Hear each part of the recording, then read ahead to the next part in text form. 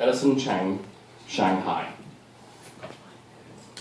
It was the mirror in the closet that did it. The closet in Liu Ming's brand new triplex penthouse in the Huangpu district really put Eddie over the edge.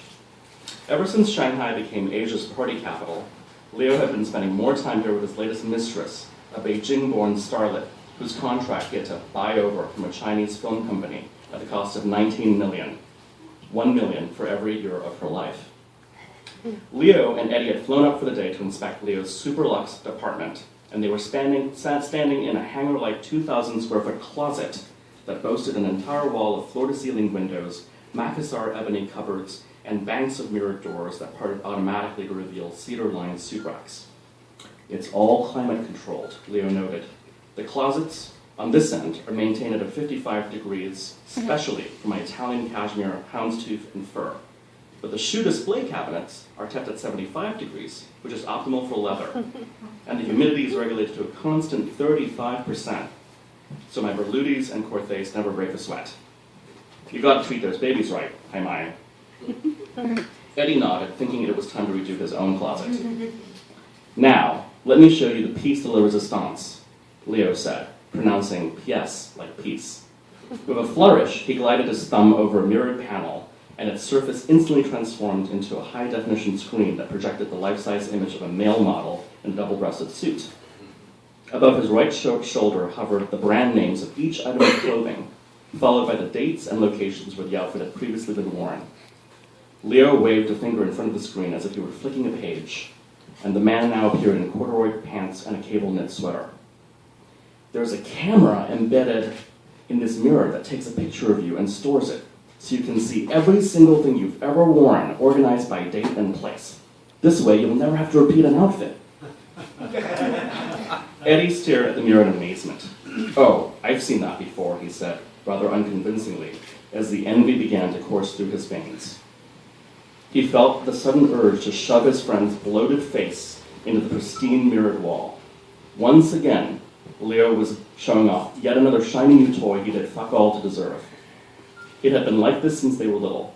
When Leo turned 7, his father gave him a titanium bicycle, custom designed for his pudgy frame by former NASA engineers.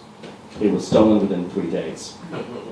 At 16, when Leo aspired to become a Canto hip-hop star, his father built him a state-of-the-art recording studio and bankrolled his first album.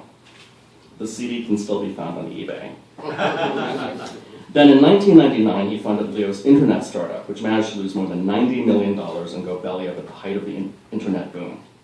And now this, the latest in a countless collection of homes around the globe showered upon him by his adoring father. Yes, Liu Ming, charter member of Hong Kong's Lucky Sperm Club, got everything handed to him on a diamond-encrusted platter. It was just Eddie's shitty luck to have been born to parents who never gave him a cent.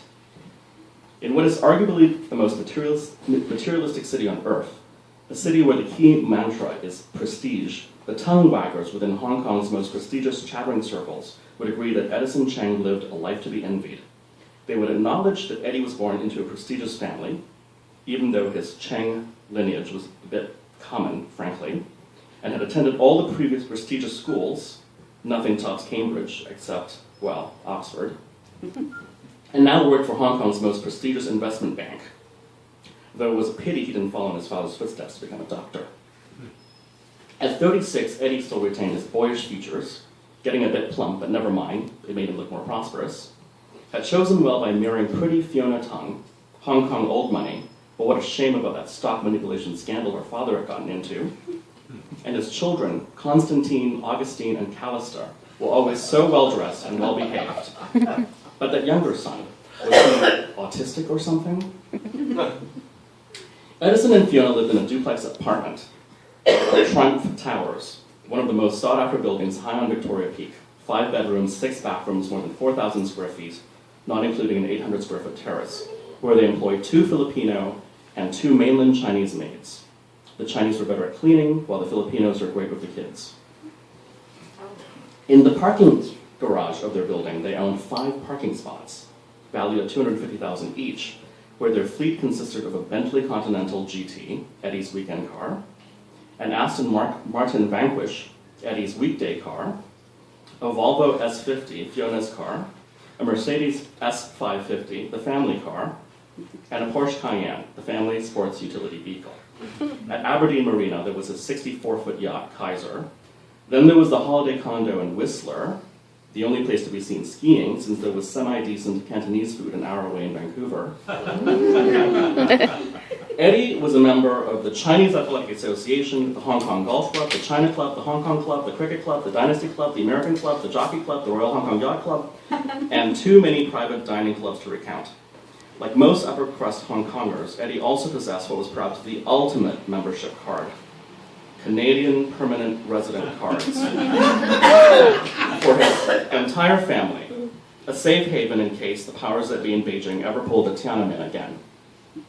He collected watches and now possessed more than 70 timepieces from the most esteemed watchmakers, all Swiss, of course, except for a few vintage Cartiers, which he installed in a custom-designed bird's-eye maple display console in his private dressing room.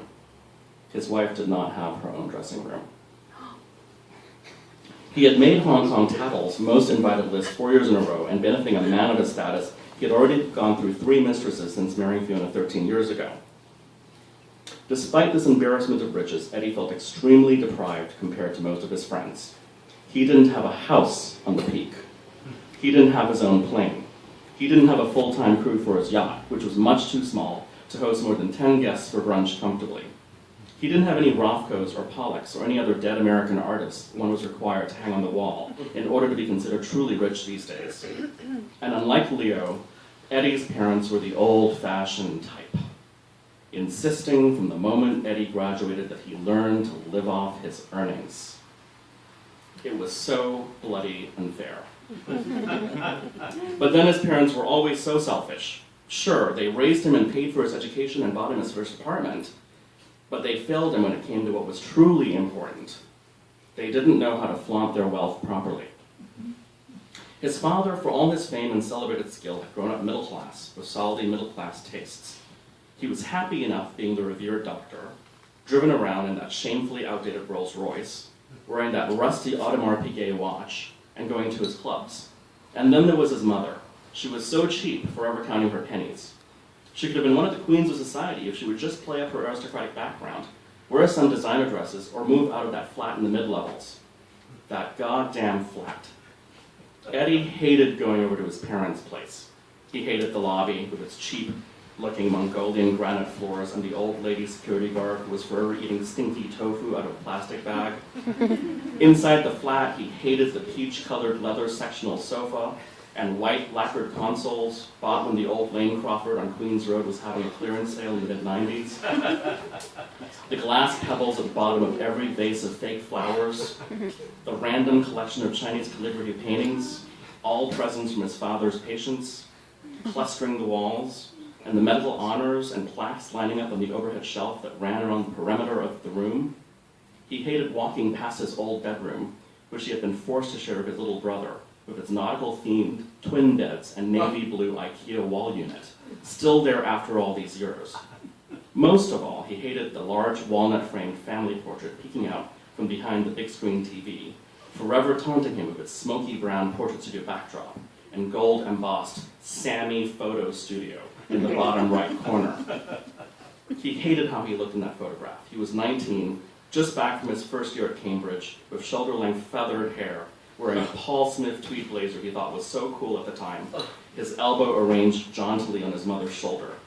And how could his mother, born to a family of such exquisite breeding, be completely devoid of taste? Over the years, he had begged her to redecorate or move, but she had refused, claiming that she could never part with all the happy memories of my children growing up here. What happy memories?